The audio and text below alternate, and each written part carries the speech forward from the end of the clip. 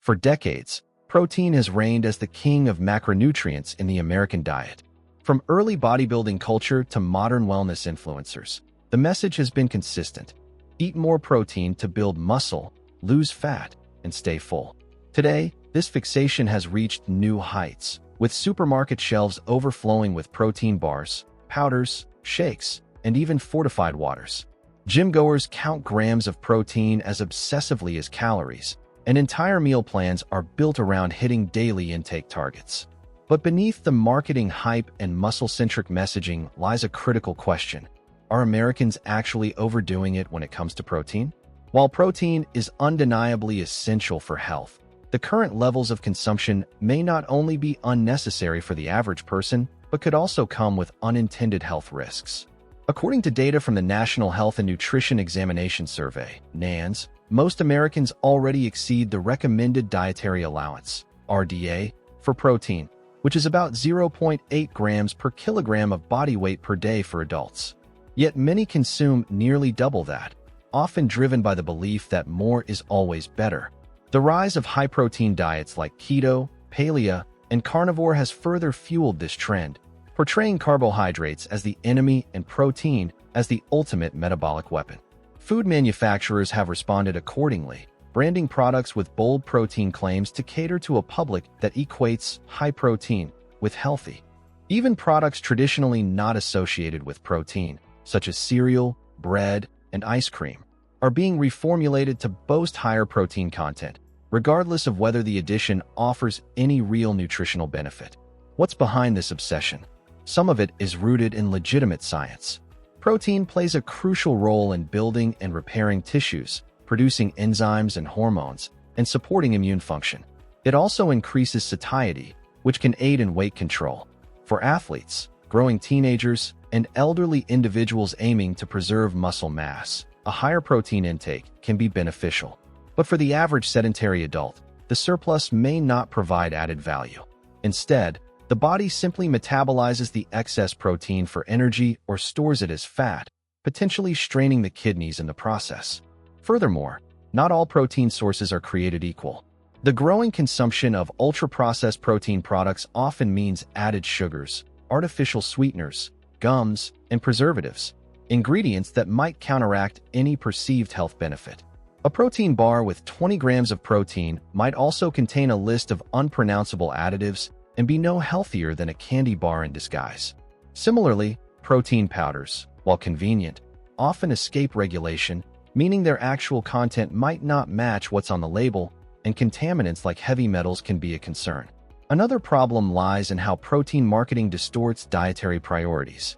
When protein takes center stage, other key nutrients can be overlooked. Whole foods like fruits, vegetables, and whole grains may take a back seat in favor of protein-packed snacks, leading to imbalanced eating patterns.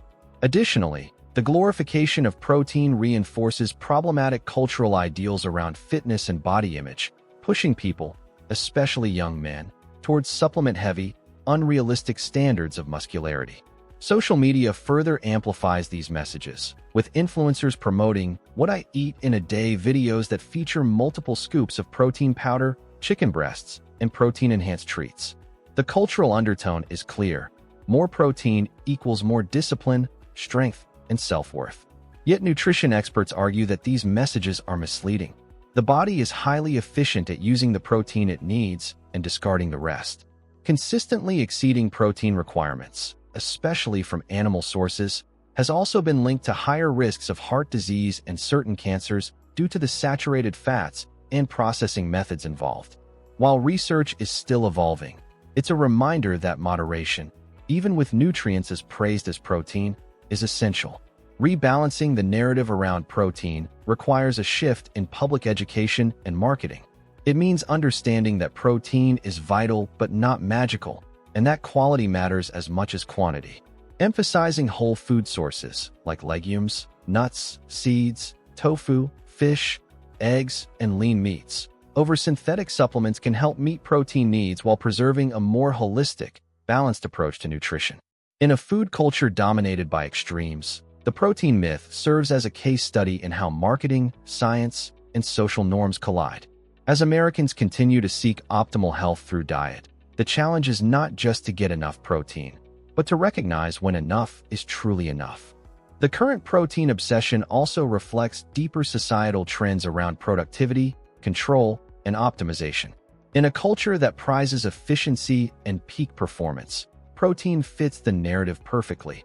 It builds muscle, fuels workouts, and promises visible results. This aligns with the growing popularity of biohacking, where people track every calorie, step, and nutrient in pursuit of personal perfection. Within this mindset, protein becomes more than just a nutrient. It's a symbol of self-discipline and mastery over one's body. But this narrow focus can lead to disordered eating behaviors, especially among young people. Studies have shown that excessive concern over protein intake and body composition can contribute to a condition known as orthorexia, an unhealthy fixation on eating pure or correct foods. When meals become dominated by protein calculations, the joy and flexibility of eating are lost. Food becomes a math equation rather than a source of nourishment, comfort, and social connection. Even more worrying is how this trend affects kids and teenagers, who are increasingly targeted by protein marketing. Some protein bars and powders are now advertised to adolescents, with claims that they support sports performance or energy levels. But most healthy teens don't need extra protein beyond what a balanced diet provides. Encouraging them to supplement unnecessarily may start a cycle of dependence on processed nutrition and reinforce the belief that natural foods are inferior to lab-designed products. The economic dimension of protein marketing also deserves attention. Protein-enriched foods tend to be more expensive, meaning consumers are often paying a premium for perceived health benefits that may not exist. A standard yogurt might cost $1, while a protein-enhanced version could cost $1.50 or more, even if the difference in nutrition is marginal. This raises equity concerns. Are low-income families being pressured into spending more on foods they don't actually need, all because of clever packaging and influencer-driven trends? Meanwhile, the environmental impact of high-protein diets, particularly those heavy in animal products, is becoming harder to ignore. Beef and dairy production are among the most resource-intensive food systems, requiring vast amounts of water, feed, and land, and generating significant greenhouse gas emissions. A diet that leans too heavily on animal protein contributes to environmental degradation, even if it meets an individual's muscle-building goals. Plant-based protein alternatives, while often more sustainable, can still be problematic if they come in the form of highly processed meat substitutes or protein isolates packed with additives. A holistic approach to protein should also consider where it comes from, how it's produced, and what other nutrients accompany it. This means shifting the conversation from how much protein to what kind, from where, and in what context. Nutrition is not a competition, and more is not always better. Many of the health benefits attributed to high-protein diets, such as improved satiety and metabolic health, can also be achieved through other dietary patterns, like high-fiber, plant-based eating. Lentils, chickpeas, quinoa, and nuts are all excellent protein sources that also deliver fiber, minerals, and antioxidants, nutrients often missing from meat-heavy, supplement-driven diets. It's also worth noting that the RDA for protein was never meant to represent a maximum or optimal intake. It's the minimum required to prevent deficiency in healthy people. Some experts argue that moderately higher protein intakes may help support aging muscles, aid in fat loss, or improve post-exercise recovery. But again, this doesn't mean that triple scooping protein powder or chugging 4 shakes a day is necessary or wise. Context matters. The average desk-bound adult with moderate activity doesn't need the same level of protein as a competitive athlete or someone recovering from surgery. And while protein can help preserve muscle during weight loss, it's not the only factor. A balanced intake of all macronutrients, sufficient sleep, stress management, and regular resistance training are all part of the equation. Yet in the simplified world of diet culture, protein is often portrayed as the lone hero. In reality, nutrition is more like an orchestra, where harmony matters more than the dominance of one instrument. Excess protein may not cause immediate harm for most people, but when it displaces other vital foods or contributes to a pattern of rigid, supplement-heavy eating, the long-term effects can't be ignored. As health-conscious Americans seek to eat better, It's important to move beyond buzzwords and quick fixes. The protein myth illustrates how easily good intentions can be hijacked by industry, social media, and pseudoscience. More than ever, critical thinking and a back-to-basics approach, whole foods, variety, moderation, are the best tools we have to cut through the noise and nourish ourselves wisely. Another layer to this discussion is the psychological comfort that high-protein foods offer in today's unpredictable wellness landscape. With so many conflicting dietary messages, low-carb, gluten-free, sugar-free, intermittent fasting, it's easy to latch onto protein as a reliable constant. It's one of the few nutrients that rarely gets demonized, giving people a sense of control and certainty. Eating a protein bar or drinking a protein shake can feel like a small victory in an otherwise chaotic day, especially for those juggling work, parenting, and fitness goals. The simplicity of just eat more protein is reassuring in contrast to the complexities of holistic nutrition. But this over-reliance often leads to overconsumption, crowding out diverse and essential food groups. A breakfast of eggs and sausage followed by a mid-morning protein shake, a lunch with chicken breast and a protein-fortified dessert, and a post-workout bar leaves little room for fiber-rich vegetables, fermented foods, or nutrient-dense grains.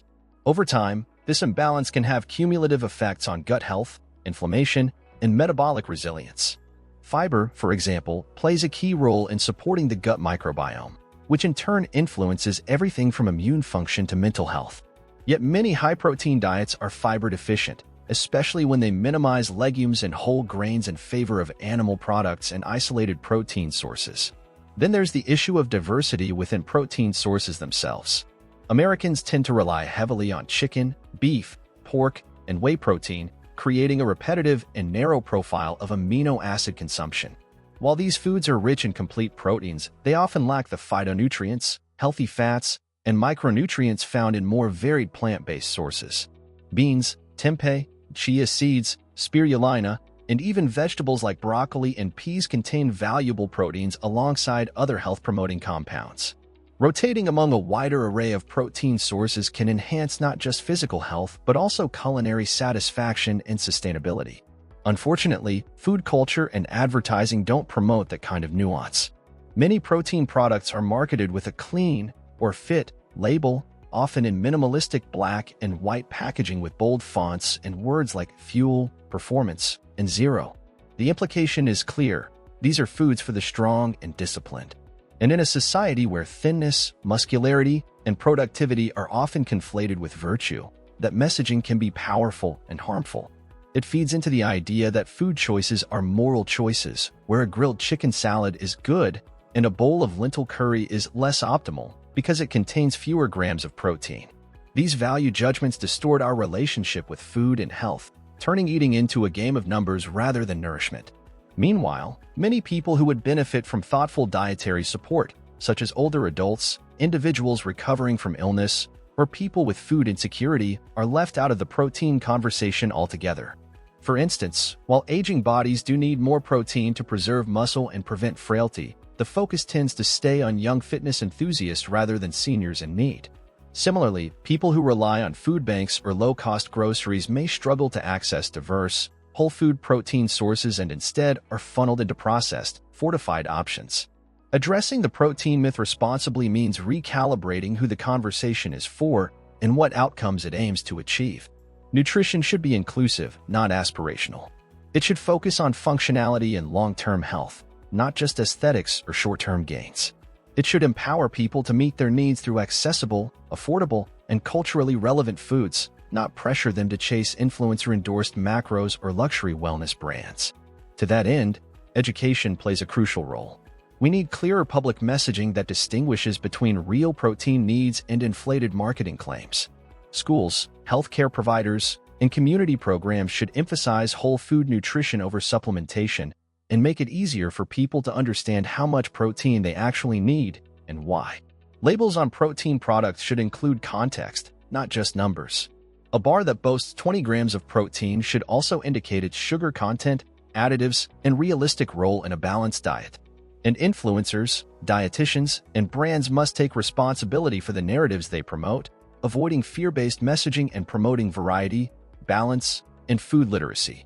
The good news is that many Americans are already seeking more sustainable, plant-based, and intuitive ways of eating. The rise of flexitarianism, interest in gut health, and renewed attention to mental well-being show that people are hungry for deeper connections with food, beyond macros and muscle. Protein can and should remain a part of that story.